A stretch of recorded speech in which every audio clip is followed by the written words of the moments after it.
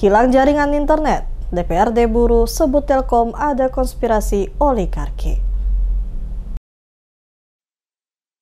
DPRD Kabupaten Buru menyesalkan lambatnya penanganan permasalahan terhentinya layanan internet dalam beberapa pekan terakhir ini di Kabupaten Buru oleh pihak PT Telkom. Anggota DPRD Kabupaten Buru Muhammad Rum Soplestuni melontarkan kritik keras terhadap PT Telkom Indonesia terkait gangguan jaringan internet di Kabupaten Buru dan Buru Selatan. Ia menuding hilangnya jaringan disebabkan adanya konspirasi oligarki yang dimainkan oleh pihak Telkom. Menurut Soplestuni, gangguan tersebut telah merugikan masyarakat secara luas. Kondisi ini bahkan memaksa warga beralih menggunakan layanan internet Starlink sebagai alternatif. Ia mendesak DPRD segera mengeluarkan rekomendasi pencopotan pimpinan Telkom maupun Telkomsel, baik di pusat maupun daerah, karena pelayanan publik yang dinilai tidak kunjung membaik.